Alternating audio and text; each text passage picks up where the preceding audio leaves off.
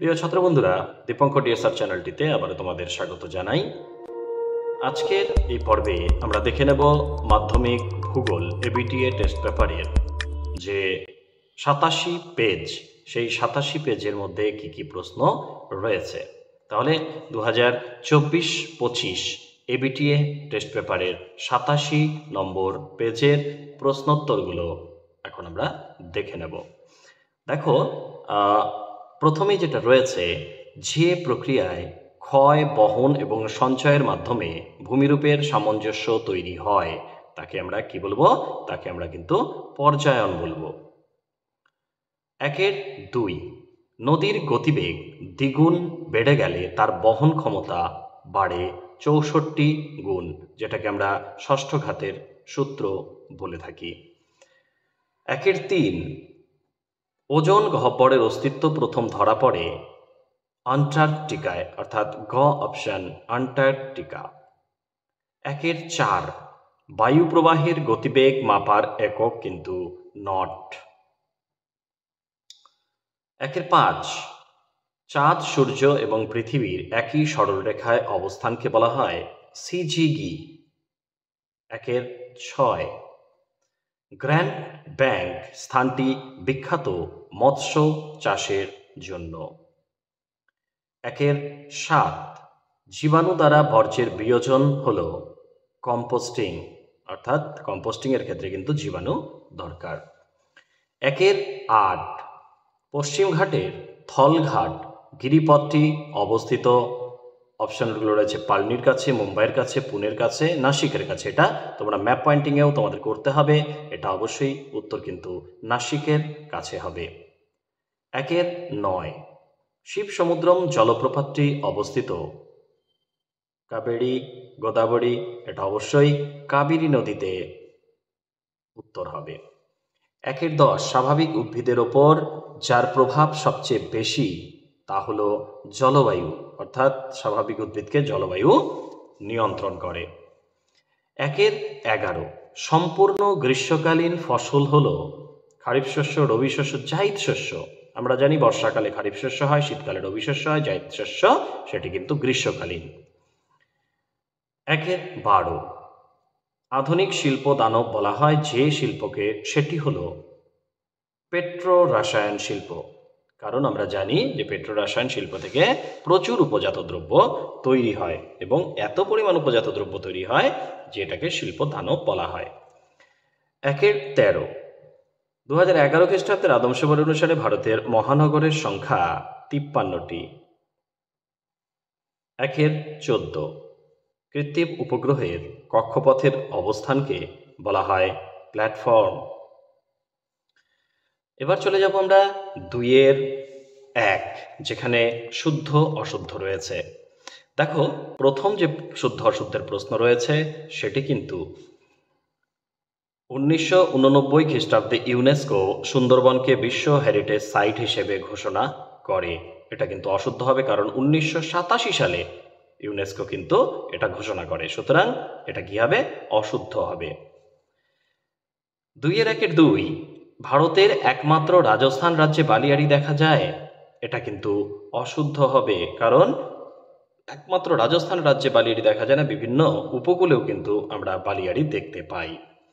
2-1-3, জলচক্র ছাড়া পৃথিবীতে জলের ভারসাম্য বজায় থাকতো না। এটা কিন্তু শুদ্ধ, কারণ জলচক্র ছাড়া কি করে জলের ভারসাম্য বজায় থাকবে। 2-1-4, পূর্ণিমা অপেক্ষা অমাবস্যার জোয়ার তেজি হয়। এটা কিন্তু শুদ্ধ। 2-1-5, সাফাই কর্মীরা বর্জ্যের সাথে বেশি থাকে বলে এদের সংক্রমণের ভয় কম। এটা কিন্তু অশুদ্ধ। 2-1-6, ভারতের দক্ষিণতম বিন্দু হলো ইন্দিরা পয়েন্ট। এটা কিন্তু শুদ্ধ। 2-1-7, উপগ্রহ চিত্রে বিভিন্ন প্রতীকের সাহায্যে ভৌগোলিক বৈশিষ্ট্যগুলি বোঝানো হয়। এটা কিন্তু অশুদ্ধ হবে, কারণ আমরা জানি যে ভূবৈচিত্র্য সূচক মানচিত্রে কিন্তু প্রতীক চিহ্ন ব্যবহার করা হয়।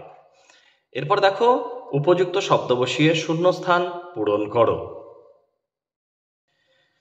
2-1, এখানে শূন্যস্থান রয়েছে। এখানে দেখো ইউ আকৃতির হিমবাহ উপত্যকাকে হিমদ্রোণী বলা হয়। আমরা জানি ইউ আকৃতির উপত্যকা হিমদ্রোণী নামে পরিচিত। 2-2 মরু উদ্ভিদকে ড্যাশ বলা হয়, অর্থাৎ জাঙ্গল উদ্ভিদ বা জেরোফাইট উদ্ভিদ বলা হয়।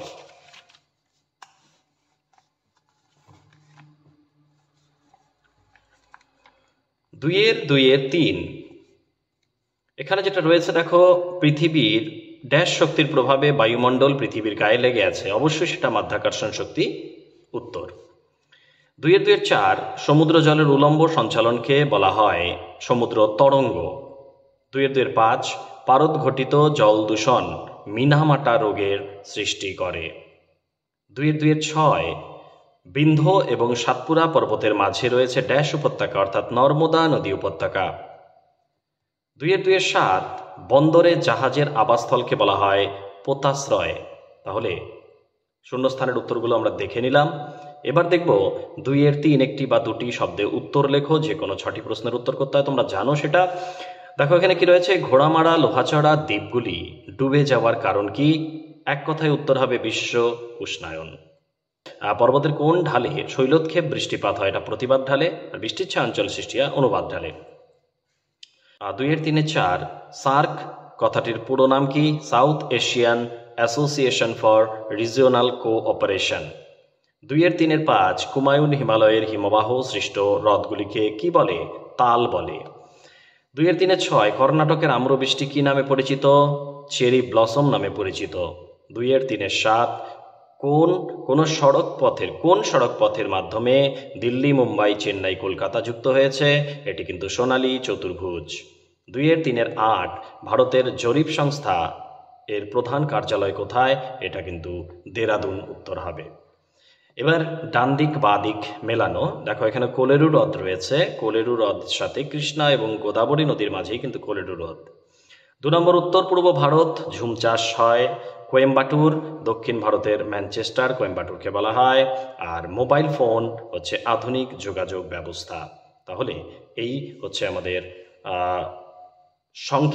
অতি সংক্ষিপ্ত প্রশ্ন, তার উত্তরগুলো। তোমরা জানো যে তোমাদের কিন্তু 36টা উত্তর করতে হয়। প্রথম এমসিকিউতে কোনো তোমরা অথবা পাচ্ছ না, আর পরবর্তী যেগুলো আছে সেগুলোতে কিন্তু একটা দুটো করে তোমরা বেশি পাবে। অবশ্যই সেগুলো সবগুলোই উত্তর করবে, কারণ কোনো উত্তর যদি ভুল হয়ে যায় তাহলে কিন্তু যে উত্তরটা সঠিক হবে সেটাকেই নিয়ে নেওয়া হয়। তাই এগুলো তোমরা সলভ করে ফেলো। তাহলে পরবর্তী ভিডিওতে পরবর্তী পেজ, অর্থাৎ পরের কোন পেজে রয়েছে সেটা আমরা একটু দেখে নিই। সেটা নিয়ে আমরা করবো। তাহলে প্রথম, দ্বিতীয়, তৃতীয় হচ্ছে 108 নম্বর পেজ। পরবর্তীতে আমরা আবারও এই ভিডিও নিয়ে আসব 108 পাতায় যে প্রশ্ন রয়েছে সেটা নিয়ে। তাহলে ভালো থেকো সবাই। চ্যানেলটিতে নতুন হয়ে থাকলে অবশ্যই সাবস্ক্রাইব করে দিও।